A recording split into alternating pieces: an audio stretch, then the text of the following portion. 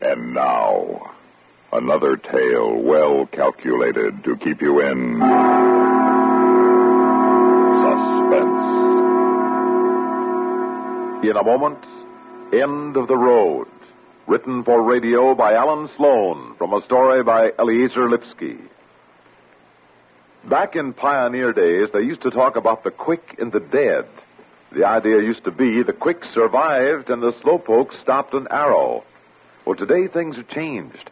On America's highways, it's often the quick who are the dead. Haste makes considerably worse than waste, as highway fatality statistics grimly prove. Most highway deaths come from excessive speed and cutting out of line. It's possible to be killed by making a target of your car as well. It's possible to get into trouble by having a mechanically imperfect car. There are all sorts of dangers involved in piloting one of today's high-speed automobiles. But hundreds of thousands of drivers of all ages are proving that it's also possible to have an accident-clean record.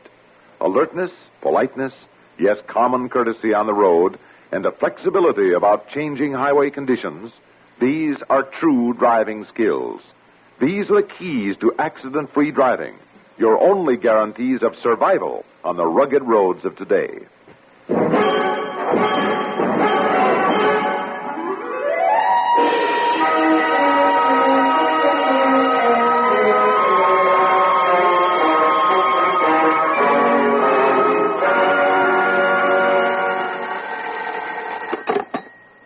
Hello. Mary Gardner, please. This is her husband. Who is calling? This is the agency, Mr. Gardner. Well, just a minute. It's for you. Sounds like a job. Thanks, Willie. Hello? At 2 p.m., high fashion. What's the matter? They will My furnish name ain't jewelry, good enough for a cover girl, head huh? and shoulders. But would What's you the bring matter? a You ashamed low-neck of me? gown? Preferably dark. Mr. Gard, And a short Mary cotton Gard. dress. Preferably You not mean there. Mary Luciano? With some I'm coming along well-highlighted this time. fabric. Here I am. All right? 2 p.m., Elite. Hey, Dinner dress. you hear Thank me? You... And as long as I have you, Miss Gardner. Just a moment, please. Willie, please. I said I am going with you. Willie, can you wait till I finish this call? Go ahead. I got all the time in the world, but I am going with you. You hear? Miss Gardner? Yes. Was there something else? Yes. We just got a mother and daughter call for tomorrow. That'd be 11 o'clock in the park. Could you make that with Elsie? What, 11 o'clock? Oh, dear, no. Elsie's in school then. It'd be double rate for the girl, Miss Gardner, and it might make a cover. It's mother and daughter outfits. Hannah Troy. I'm sorry. I don't want to take Elsie out of school. Thank you. Now, are we going to get this straightened out once and for all? Willie, please. I've told you so many times I'm not ashamed of your name. I wouldn't have married you if I were. Then why don't you keep the kid registered Elsie Luciano instead of Elsie Gardner? Because we worked together as models as Gardner before you and I were married. Please, Willie, I get so bored going over this again and again and again. And quit, then quit. If I did, you'd have to go to work. Are you going to throw that in my face again? Did I try for a job? Did I? Yes, but you... All right. Don't give me no buts. I do all right, don't I? I bring the dough home, don't I? But where does it come from, Willie? I bring it in, don't I? What do you care where? Oh, Willie, can't we just drop the whole thing? Where's my bag? I've got a 2 p.m. I did it 2 p.m. Now, listen. You mean we got a 2 p.m. I'm coming with you. Not on a high-fashion job. Oh, a low-fashion job. I could come along, huh? And watch them photographers pour you around. Give it a little pat here, a little pat there. Willie, I'm warning you. You're warning me? You're warning me? Now, look, cover girl, I got a message for you. Willie, let go. You'll bruise my arm. I get a kick out of you. Not that you're hurting me, but you'll bruise my arm. That's all you care about, ain't it? Your looks. Okay, if I don't go, you don't go. Willie, let go. Sure, I'll let go. With one right in the eye, I'll let go. Let's see him focus on that, huh? Cover girl with a shiner. Oh, Willie, you beat... Sure. You said that's what got you about me. When I met you, remember? You said I was an animal. A magnificent animal. How's that, Mrs. Luciano? How's that?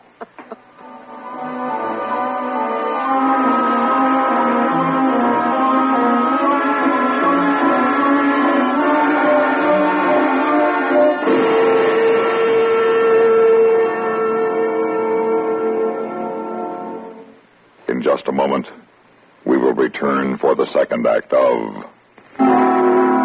Suspense.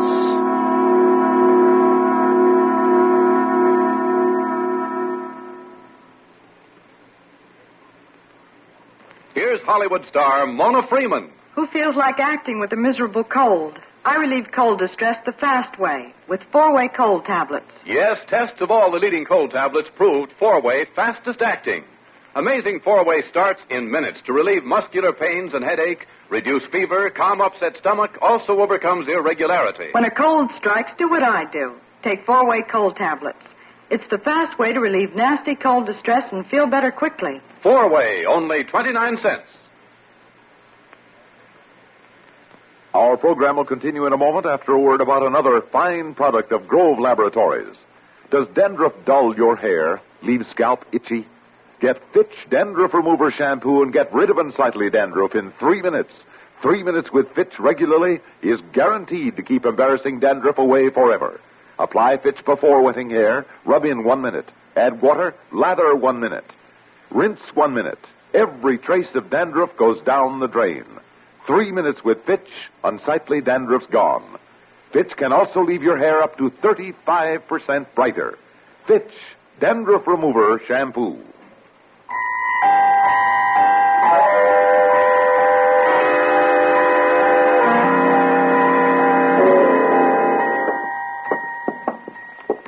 Make yourself comfortable, Mrs. Luciano. And you, Mr. London. Thank you, Mr. Morgan. Haven't I seen you somewhere before? On many a magazine cover, Mr. Morgan. As Mary Gardner, Mrs. Luciano was one of our top models. Of course. And as counsel for the agency with whom she's registered, we need your help. Mm-hmm. I take it it's a matter of assault. The black eye, who gave it to you? My husband, Willie Luciano. Willie Luciano. That's why we're here, Mr. Morgan. Unless I'm wrong, it was you who prosecuted Miss Gardner's husband on a charge of possession of a gun. And convicted him, yes. Now, I remember. You're married to him, Miss Gardner? He's my second husband. Mr. Gardner was killed in an auto accident. Mm-hmm. I had a little girl, and I... Mr. Morgan, the man has begun to beat her, threaten the little girl. She's only 6, Mr. Morgan, but he hates her. Please, Mary. Mr. Morgan, Miss Gardner is planning to sue for divorce. That is, she is, we are seeking divorce grounds. Just a minute. Where is your husband now? He ran out of the house. It was 5 days ago he gave me this beating, and then he ran out of the house. The man's living in a West Side hotel. We're investigating him for evidence of, well, you know the grounds for divorce in New York State. One moment. This is a civil matter. Why do you come to me? I'm a criminal prosecutor. The point is, my client would like protection against her husband. I can well understand that, but... Protection for herself and for her child. But what do you expect me to do, Mr. Linden? Well, we thought you might, as an assistant district attorney who has already sent him to prison, warn him to keep the peace and let the law take its course. The divorce law, that is. Depending on what your investigators come up with. That's right. Perhaps you might cause him to post a bond to keep the peace. Mm-hmm. Have you told him you're divorcing him, Miss Gardner? No, I was afraid. Mr. Morgan, believe me, the marks you see on Miss Gardner's face are nothing compared to others you do not see. Her body is covered with bruises. Well, I still don't see how I can intervene in a divorce proceeding in which my office is in no way involved. Mary. Yes, sir. Tell Mr. Morgan, if you would, what you told me this morning. About the fight? About the threat. Well, I picked Elsie up after school, and he was waiting for us. He pushed her into the bedroom, and then he started right in on me again. I'll show you, he said. I'll show you where to get off.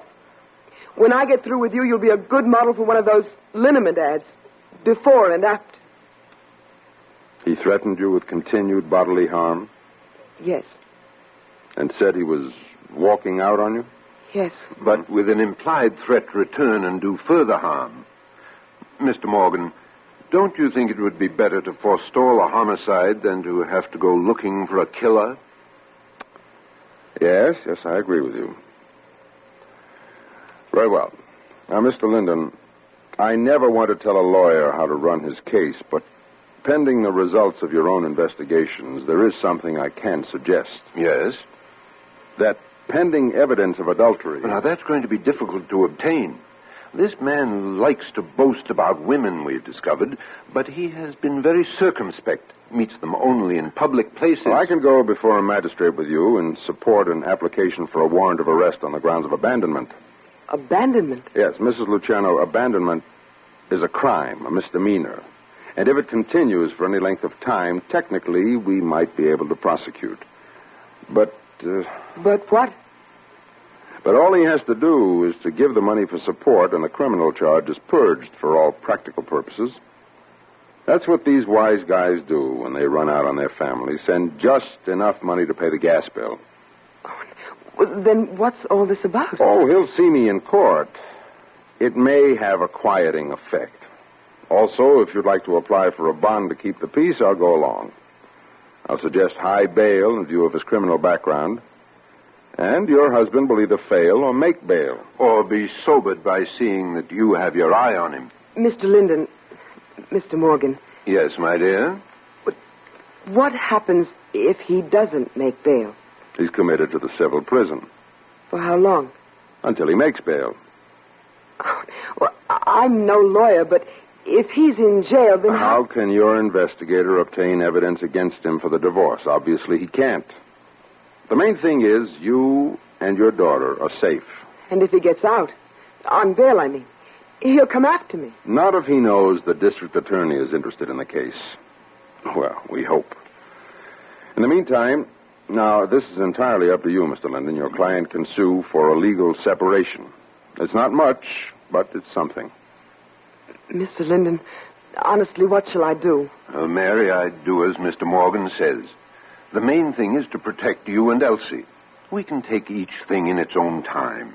Now, don't you agree? Oh, I guess so. Very well. Mr. Morgan, is there any necessity of Mary's remaining here? No, not at all. But you'd better be at my office here tomorrow morning at about 9:45. Court opens then, and we'll go right in there and make application for a warrant of arrest. 9:45. All right. Thank you.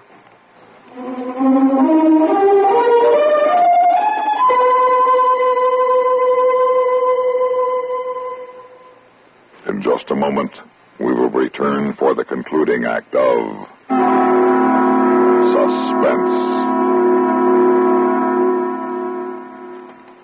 Around the clock, CBS newsrooms are kept humming with a steady influx of incoming dispatches and expanded reports from correspondents around the world. The object, the one object, is to make sure that you are kept completely advised as to the constantly shifting pattern of world events. Hear each day's global developments brought to you swiftly, accurately, and in meaningful detail via CBS News on CBS Radio.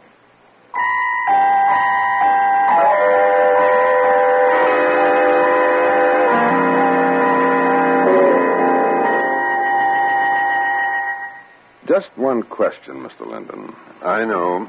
Why did she marry him? Mm-hmm. Love, I suppose. Men like that have an animal attraction for girls like Miss Gardner. Beautiful faces, worshipped like goddesses by the multitudes. And nobody knows how long they wait by the phone for a date. Mm-hmm. And a healthy young hoodlum like Luciano moves in. Well, I'd better get back to the office. I'll have to prepare an affidavit for tomorrow. Mr. Linden, would you mind a suggestion? Please, I feel sort of helpless here. A separation action can end in a judgment for stiff alimony. That's a pretty strong weapon when a man's trying to hide his means of livelihood. You might tell your client it can't be a blow-hot, blow-cold proposition. I quite understand. Point is, so must she. It's her main legal club over the man. Now, she's not obliged to let him back into the home, or there goes her case.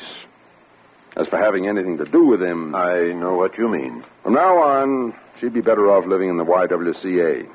Otherwise, no case. But the main thing right now is to put up a legal wall between her and his fists. You were right. He might kill her.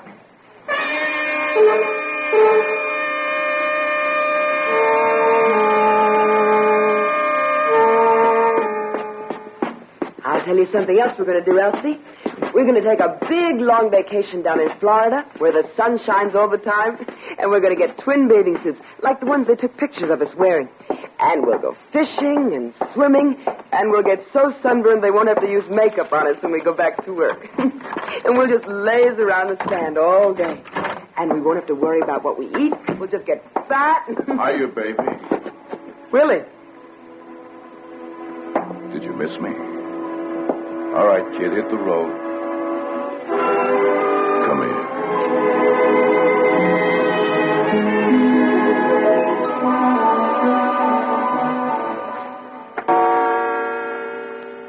Shall we give her another 15 minutes? You can stay here if you like. I have a case in special sessions. Well, perhaps she went straight to felony No. court. I made it perfectly clear it was to be here, my office, 9:45. Excuse me.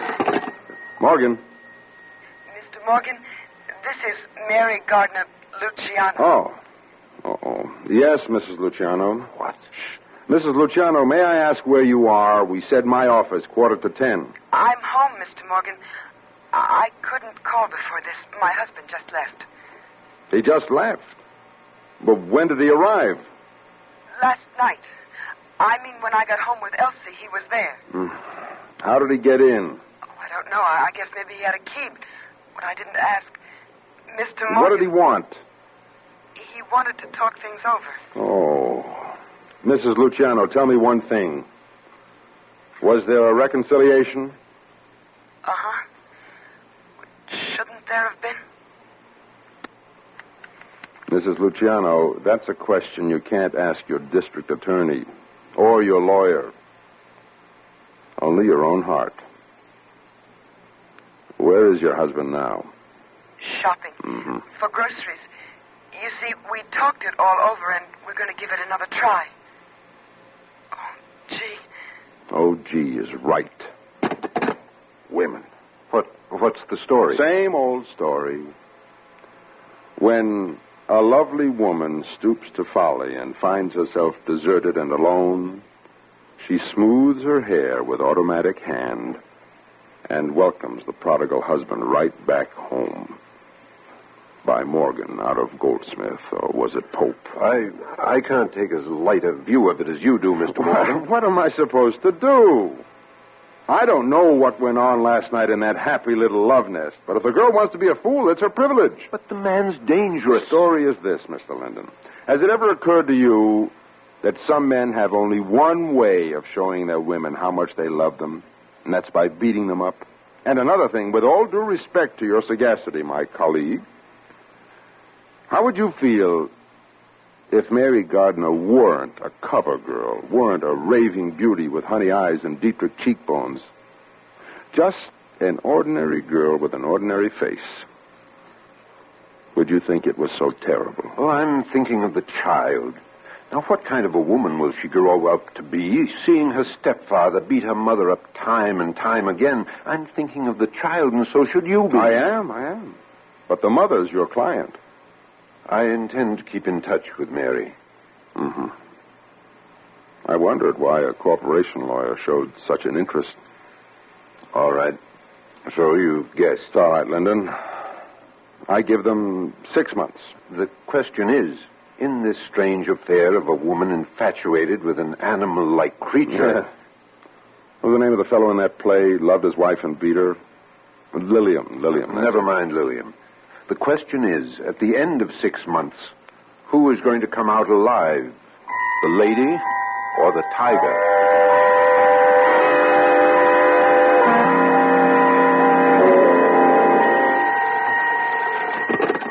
Morgan. Mr. Morgan, this is John Linden. Yes, Mr. Linden. Well, it's been just about 6 months, hasn't it? To the week. What's happened, Linden? I have a very frightened girl in my office, Morgan. Mary. I'd like to bring her over right now. Well, certainly. What about the daughter? Well, the child is all right. She was at school. My sister is picking her up.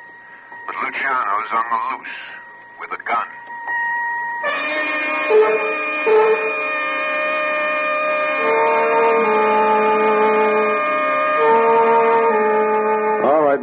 you're safe here, and your daughter will be escorted by a patrol car. Now, please, go on with your story. Well, that's about all. Just that when I found the gun in his pocket and tried to stop him from going out on this job, he called it, he hit me. He hit me and hit like an animal, like a wild animal. You say he threatened to come back, and what was his expression? Take care of me. Mm-hmm. He said he'd take care of me for good. Mr. Morgan, he's insane. Then why did you go back to him? Why did you take him back? Oh, I couldn't... Morgan, spare the girl. No. It's all right now. I'm over it. It was just that I couldn't resist him when he just even touched me. But it's all over now. I'm cured. You're sure? Yes. I'll do anything you say. I'll sign warrants. I'll go right over to the court. Anything you say. Will you come with me to First Avenue and 33rd Street for 10 minutes? Oh, what's over there? Your husband. He went on a robbery job, a liquor store. The dealer had a gun, too.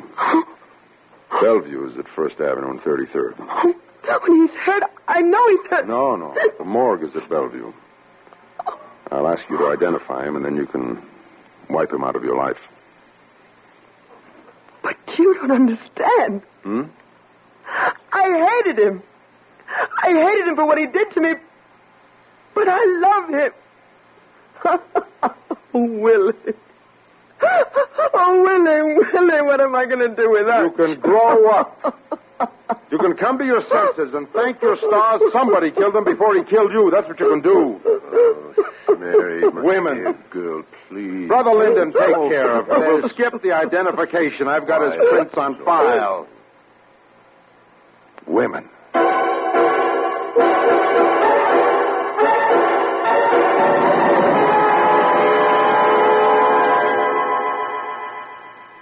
Suspense.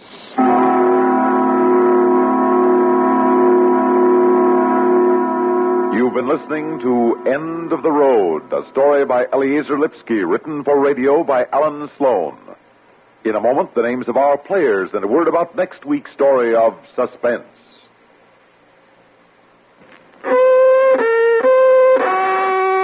Out of tune because of irregularity? Kellogg's All Bran helps put you back in tune.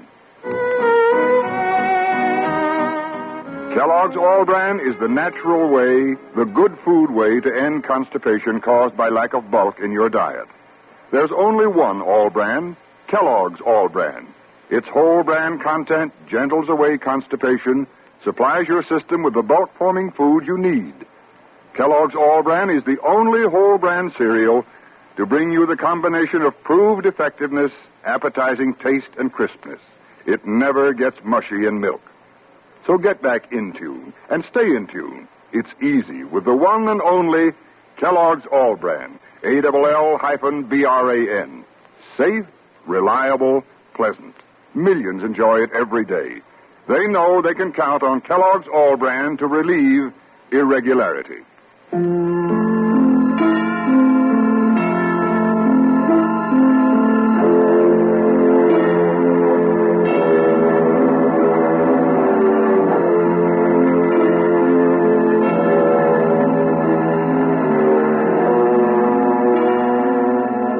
Tonight's story were Bernard Grant as Willie Luciano, Rita Lloyd as Mary Luciano, and Nat Poland as Mr. Morgan.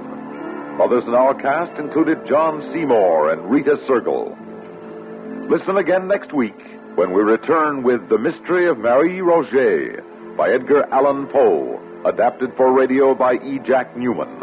Another tale well calculated to keep you in suspense. On CBS Radio.